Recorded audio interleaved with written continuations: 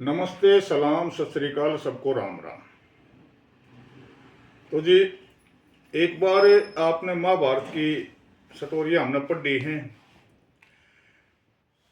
ये महाभारतकालीन घटना है जब पांचों भाई पांडव अज्ञातवास का जो 13वां साल चला हुआ था, तो उसमें एक जंगल में रुके हुए थे और उनको प्यास लग गई और वो चार भाई पानी लेने के लिए एक के बाद जाते रहे और वहाँ यक्ष ने उनकी परीक्षा लेनी शुरू करी। उनके सवालों के जवाब ना दे सकने के कारण वो वहां पर मूर्छित होकर गिर पड़े और सबसे लास्ट में रह जाते हैं धर्मराज युधिष्ठिर,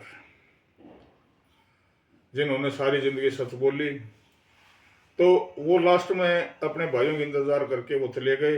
तो उन्होंने वहां जाके देखा भाई चारों भाई मूर्छित पड़े हैं, कारण क्या है? ये प्यास बहुत ज्यादा लग रही थी और भी लंबा समय हो चुका था, चारों भाई गए वापस नहीं आए। तो उसने सोचा भाई चलो जो कुछ होया वो तो हो रहा है, एक बार थोड़ा पानी घूट भर लिया, उसके बाद में भाईयान भी संभालेंगे। तो जब जो ही उसने पानी की तरफ हाथ डाला तो वही आदर्श आवाज, भाई ये कुंती के पुत्र, सबसे पहले मेरे प्रश्नों के उत्तर दे, नहीं तो तेरा भी वही हाल होगा जो तेरे भाइयों का। तो युधिष्ठिर ने कहा जी पूछिए आप अपने प्रश्न। तो प्रश्न तो 100 से ऊपर पूछे उन्होंने, लेकिन एक जिसके ऊपर आज हम चर्चा कर रहे हैं वो ये पूछा था यक्ष ने, अरे भाई आप ये बताइए दुनिया में सबसे सुखी कौन है? तो धर्मराज युधिष्ठिर ने कहा भाई सबसे सुखी वो है जिसके ऊपर ऋण नहीं है, वो सबसे सुखी है। तो जी ये जो मेरी वीडियो है ना, ये वीडियो मेरे उन नन्हे मुन्ने राजाओं के लिए है जो जिन्होंने आज हाई स्कूल पास कर लिया, +2 पास कर ली, जिनकी उम्र 16, 17, 18, 19, 20 साल की है और जिन्होंने अपना नया जीवन शुरू करना है, बेरोजगार शुरू करना, उन बच्चों के लिए है मेरी ये वीडियो। भाई जिंदगी में एक कसम खा लेना, जो आज के हालात हैं, हमारी संस्कृति बदलती हुई चल रही है। हम फॉरेन में जाते हैं, वहां के हिसाब किताब देखते हैं, तो उसका जो आचरण है ना वो हमने अपने यहाँ शुरू कर दिया अपने हिंदुस्तान में।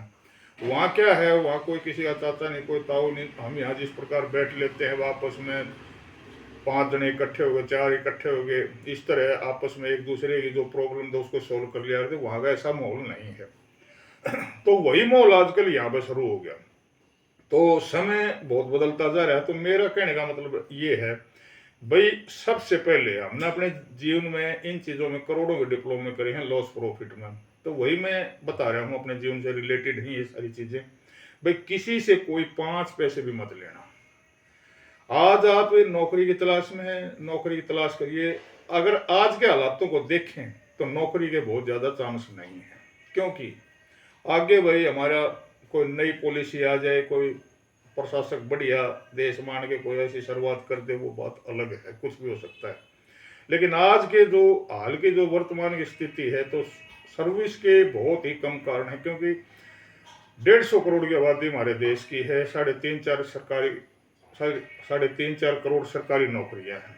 तो किस किस को सर्विस मिलेगी? तो मेरा नौजवानों से खास अनुरोध है भाई एक छोटी सी शुरुआत करें, और वो ऐसी शुरुआत करें भाई हम किसी से लाइफ टाइम एक प्रतिज्ञा करनी है, वह पूरे जीवन में किसी से 5 पैसे भी नहीं लेने अपनी जिंदगी में, और घर से शुरुआत करनी है, बिल्कुल छोटे से छोटी। क्योंकि मैं इसलिए कह रहा हूँ, हमने वो समय देखा है भाई एक परिवार में 10-10, 12-12 ज्वाइंट फैमिली हुआ करते, माता पिता के जोड़े, चाचा ताऊ मतलब 5-5, 6-6 हुआ करते, फिर उनकी हमारी माताएं रहे 12-12, 13-13, फिर उनके बच्चे, यानी कि 15-15, 10-10 बच्चे एक एक परिवार में पढ़ने जा रहे। और फीस क्या हुआ करती? 10 पैसे, 20 पैसे, 25 पैसे, बड़े से बड़ी हाई स्कूल की फीस हुआ करती 9 रुपये, 10 रुपये। तो भाई उसको देखते हुए भी जो है ना जोर पड़ा करता उस टाइम के ऊपर। और हमारी जो मुख्य व्यवसाय हुआ करता उस टाइम पे क्या था, बस सारा सब कुछ खेती बाड़ी मजदूरी के ऊपर था। हम खेती बाड़ी कराया करते, उसमें भाई गुड़ बेच दिया, शक्कर बेच दी, गेहूँ बेच दिए, इस तरह हमारी माँ दादी घर में रह घर वो बेच बेच के भाई हमारी फीस दिया करती है, हमने वो समय देखा है। तो उस समय जो चीनी होती थी ना, चीनी आज जिसकी हम चाय बनाते हैं, हर एक घर में चीनी का कट्टा में लगा था। उस टाइम पर 2 किलो चीनी होया करती ना, हमने उसके भी जो है ना अलमारी में ताला लगा देखा है भाई कदे बच्चे चीनी को खा जाए। ज्यादातर चाय वगैरह जो बनाया करती वो गुड़ में बनाया करती, तो कोई सुविधा नहीं थी उस टाइम पर। तो मैं उस समय को याद करके, आज सुविधाओं की कोई कमी नहीं है, हर घर में एसी है, फ्रिज है, कपड़े धोने की मशीन है, जो हम हाथ से कराया करते ना, सारे काम आज मशीनों से, इसलिए हमारी बीमारियां बढ़ रही हैं।